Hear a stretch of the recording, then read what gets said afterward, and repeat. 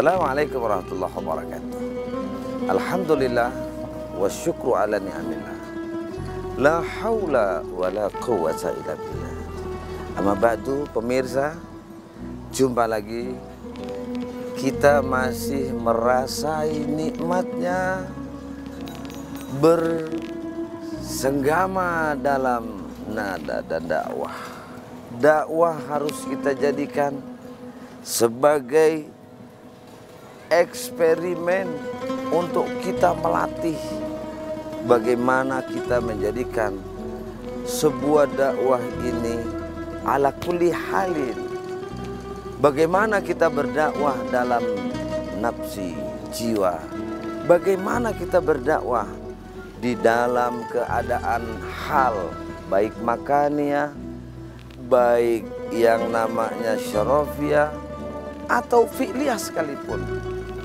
Jadi adakah hubungan antara berpuasa dengan dakwah? Tentu dimulai dari situlah kita mengacu kepada surat Al-Asr, wal 'asri innal insana lafi khusr ilal ladzina amanu wa amilus sholih wa tawasaw bil haqqi wa tawasaw bis sabr. Pengertian daripada surat Al-Asr ini, para pemirsa di mana saja Anda berada, tentu yang sedang menyiapkan. Di antaranya ada buah-buahan, di antaranya ada kenikmatan makanan yang ingin menyirami rasa dahaga kita. Kita anggap bahwa ayat tadi mengingatkan kita bagaimana akhir dari kehidupan. Innal insana lafi khusr, manusia pasti merugi semua. Ingat, istisna menjawab hal ini. Illa, istisna di sini merupakan perkecualian. Dia nggak akan rugi. Ladzina amanu wa amilus sholih, beriman dan beramal soleh, dua hal yang tidak bisa dipisahkan. Sebagaimana kita antara penonton dan juga antara penyiar, itu nggak bisa dipisahkan. Kalau seandainya bagus si penyiarnya atau pemainnya, tapi yang nonton nggak ada, kan rugi. Begitu juga nonton, TV-nya rusak.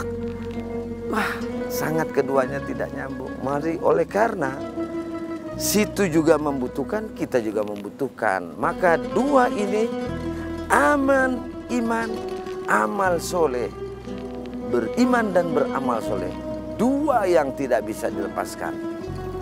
Maka ayo dengan beriman ini, sehingga puasa kita ini liyazdadu iman, bertambah keimanan kita dengan berpuasa. Wa amal soleh, kemudian amal kita pun akan tambah soleh. Ingat, ketika kita diganggu, mau nggak makan siang? Kamu katakan, Pak, ini soim, saya lagi puasa. Kemudian masih ganggu juga. Ayo, nggak apa-apa, enak ini makanan. Pukul nggak apa-apa. Wadribu hadza. Ingat, seorang Majusi, di mana dia kaum kafir penyembah api, ketika anaknya dia makan es di jalanan, dia minum, dia segala hal berbuat yang sifatnya larangan puasa. Bapaknya melihat si anak tersebut, lalu dipukulnya anak itu habis-habisan. Dia mengatakan, kamu harus memberikan satu hal penghormatan terhadap muslim. Walaupun kita tidak berpuasa, hormatilah. Itu namanya toleransi secara beragama. Bukan toleransi itu salah kaprah. Ini mentang-mentang ada satu hal persoalan yang sifatnya mengkritik, kemudian kita dianggap tidak intoleran.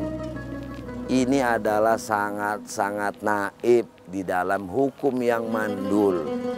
Kita tidak bicara itu, yang kita bicarakan adalah iman amal soleh. Lalu dakwahnya di mana puasa itu? Wa tawasaw bil haqq. saling menasihati di dalam kebenaran. Ketika kita ngomong ini soim, saya lagi puasa, itu dakwah. La takhaf wa la tahzan, jangan kau takut mengatakan itu. Bilang kepada dia, saya sedang berpuasa, saya tidak bisa melakukan itu, baru wa tawassaw bil haq. Kemudian mereka membenci kita, kita didiskriminalisasi, kita dianggap provokasi, kita dianggap nggak apa-apa. Wa tawassaw bis sabr. Karena kita sudah mengatakan yang hak, yang benar, kita dikucilkan, difitnah. Sabar apa enggak? Masuk penjara sabar apa enggak? Difitnah sabar apa enggak? Baru kesimpulan akhir kita akan dapat menemani dari persoalan itu. Semoga hasanah ini akan menjadi bahwa dakwah tentu kaitannya dengan Ramadan, yang insya Allah sebentar lagi kita akan merasai nikmatnya berbuka puasa. Insya Allah Allah mudahkan kita di dalam hal berpuasa. Selamat berbuka puasa. Assalamualaikum warahmatullahi wabarakatuh.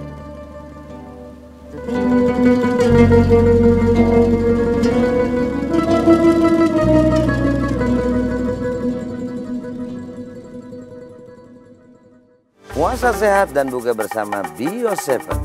Cukup konsumsi 15 tetes sesudah berbuka dan 15 tetes setelah makan sahur. Bio7, jamu tetesnya orang Indonesia.